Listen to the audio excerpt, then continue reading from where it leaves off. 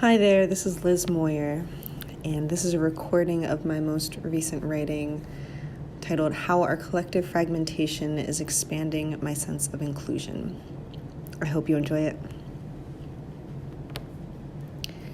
I don't know, and that humbles me.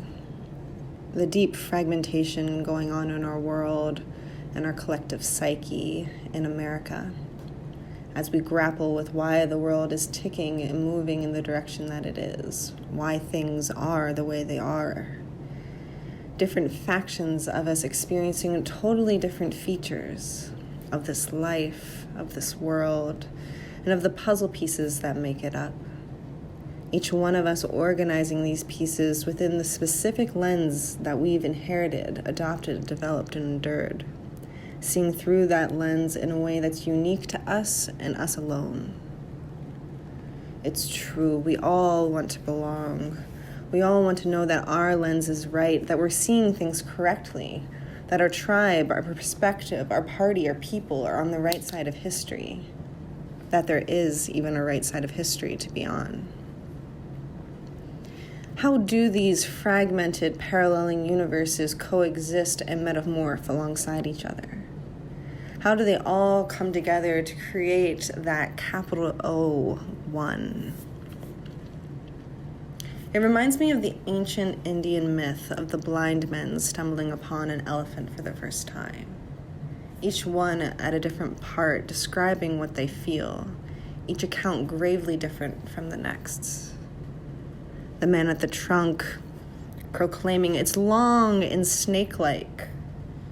The man at the foot saying, no, it's dense and stump-like. And yet again, the man at the tail declaring, no, it's more like a thistled paintbrush. As we grapple in the dark, blind to this moment in time, how can we hold open the possibility that all of our varying experiences are of equal value in this greater evolutionary moment?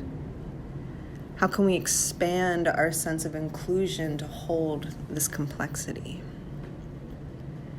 For within the fragmentation, my mind wants to fall back on the story that I'm right and all those who hold a different version of reality are wrong. That she or he or they or them who threaten my sense of truth are ignorant, less than me, less valuable on an existential level. Their adversarial views are just a product of them being, you fill in the blank. If only it were that easy. If only the narratives I've been fed since I was a young child were actually useful right now. Narratives of the good guys and the bad guys, the delineation between the two clear as day.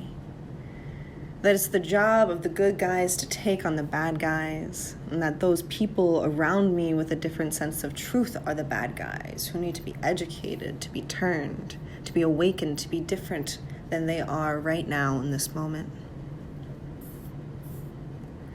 When I catch myself falling back on those us versus them, black and white ways of thinking, I know in my gut that it's not true. I know it's way more complicated than that. I know in my body that it's a cop-out to just write those quote-unquote other people off. To shun, to shame, and ostracize in the name of inclusion, diversity, and unity does not make sense. And even so, as I write these words and speak them aloud to you, I come up against my own serious doubt about what I'm saying. For there are clearly wrong, inherently bad things taking place in the world right now that need to be stopped. We have children in cages at the border. Our Earth's tipping points are being surpassed, and the chasm between the haves and have-nots is excessive. How can I hold both of these things that live inside me at once? How can I hold both the knowing in my gut that the oversimplified good-bad narrative isn't enough, as well as the tension in my mind that there are inherently bad things taking place?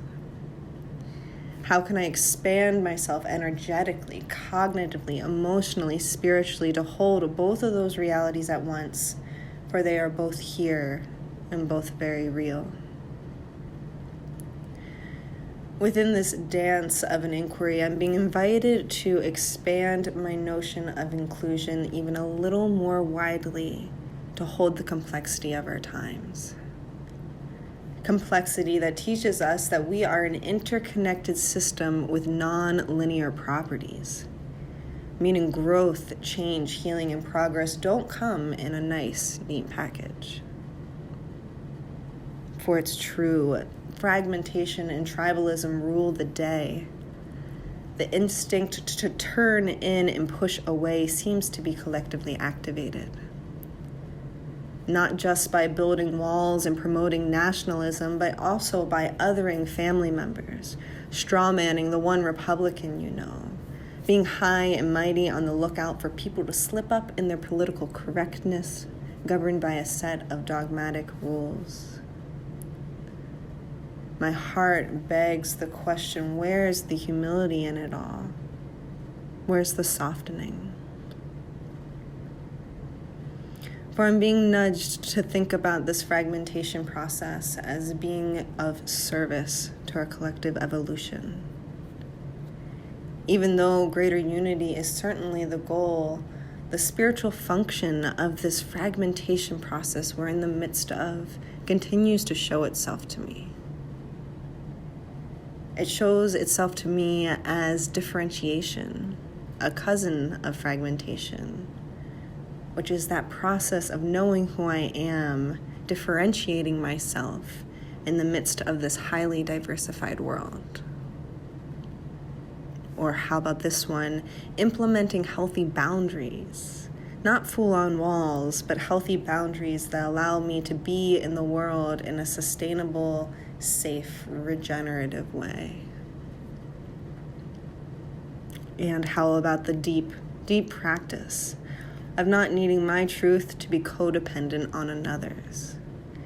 Instead, creating a healthy interdependence that invites me to uniquely shine. So within all of this, the question stands, how do I allow this fragmentation process to do what it's meant to do, whatever that may be, while staying grounded and connected to my values of inclusion, love, and unity? How, in each moment, do I further chip away at old narratives that create an illusion of progress, but actually may be embedded with the same paradigm I'm trying to shift? And how, throughout all of this, do I support myself to lean into all of the attention and build my capacity to be present to its rich complexity? I offer this small prayer. I bless you, dear, sweet, purposeful fragmentation. For I know you're here to teach, and I'm humbly here to learn. Thank you.